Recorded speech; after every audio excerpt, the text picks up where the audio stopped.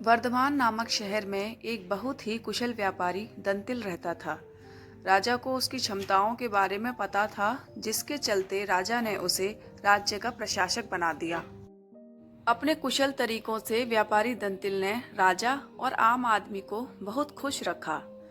कुछ समय के बाद व्यापारी दंतिल ने अपनी लड़की का विवाह तय किया। इस उपलक्ष्य में उसने एक बहुत बड़े भोज का आयोजन किया। इस भोज में उसने राज परिवार से लेकर प्रजा तक सभी को आमंत्रित किया। राजघराने का एक सेवक जो महल में झाड़ू लगाता था, वह भी इस भोज में शामिल हुआ, मगर गलती से वह एक ऐसी कुर्सी पर बैठ गया जो केवल राज परिवार के लिए रखी हुई थी। सेवक को उस कुर्सी पर बैठा देखकर व्यापारी दंतिल को गुस्सा आ जाता है और वह सेवक को दुत्कार कर वह वहां से भगा देता है। सेवक को बड़ी शर्मिंदगी महसूस होती है और वह व्यापारी दंतिल को सबक सिखाने का प्रण लेता है। अगले ही दिन सेवक राजा के कक्ष में झाड़ू लगा रहा था।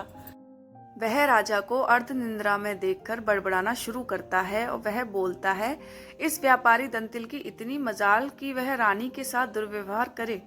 यह सुनकर राजा की नींद खुल जाती है और वह सेवक से पूछता है, क्या यह वाकई में सच है? क्या तुमने व्यापारी दंतिल को दुर्व्यवहार करते देखा है? सेवक तुरंत राजा के चरण पकड़ता है और बोलता है, मुझे माफ कर दीजिए, मैं कल रात को सो नहीं पाया। मेरी नींद पूरी नहीं होने के कारण कुछ भी बड़बड़ा रहा था। यह सुनकर राजा सेवक को कुछ नहीं बोलता, लेकिन उसके मन में शक पैदा हो जाता है। उसी दिन से राजा व्यापारी दंतिल के महल में निरंकुश घूमने पर पाबंदी लगा देता है और उसके अधिकार कम कर देता है। अगले दिन जब व्यापारी दंतिल महल में आता है तो उसे संतरिया रोक देते हैं। यह देखकर व्यापारी दंतिल बहुत आश्चर्यचकित होता है। तभी वहीं पर खड़ा हुआ सेवक मजे लेते हुए बोलता है, अरे संतरियों, जानते नहीं ये कौन है? ये बहुत प्रभावशाली व्यक्ति हैं जो तुम्हें बाहर भी फिकवा सकते हैं, ठीक वैसे ही जैसा इन्होंने मेरे साथ अपने भोज में किया था। तनिक सावधान रहना। यह सुनते ही व्यापारी दंतिल को सारा माजरा समझ में आ जाता है। वह सेवक से माफी मांगता है और सेवक को अपने घर खाने पर बुलाता है।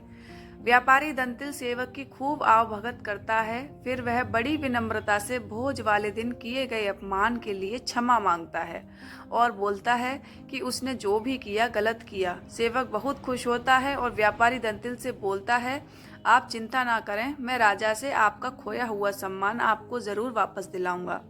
अगले दिन राजा के कक्ष में झाड़ू लगाते हुए सेवक फिर से बड़बड़ाने लगता है, हे भगवान, हमारा राजा तो इतना मूर्ख है कि वह गुसल खाने में खीरे खाता है। यह सुनकर राजा क्रोधित हो जाता है और बोलता है, मूर्ख, तुम्हारी ये हिम्मत! तुम अगर मेरे कक्ष के सेवक न होते तो मैं तुम्हें नौकरी से निकाल देता। सेवक फिर राजा के चरणों में गिर जाता है और दोबारा कभी न बड़बड़ाने की कसम खाता है। राजा भी सोचता है कि जब यह मेरे बारे में इतनी गलत बातें बोल सकता है तो इसने व्यापारी दंतिल के बारे में भी गलत बोला होगा। राजा सोचता है कि उसने बेकार में व्यापारी दंतिल को दंड दिया। अगले ही दिन राजा व्यापारी दंतिल को महल में उसकी खोई प्रतिष्ठा वापस दिला देता है। व्यक्ति बड़ा हो या छोटा, हमें हर किसी के साथ समान भाव से ही पेश आना चाहिए।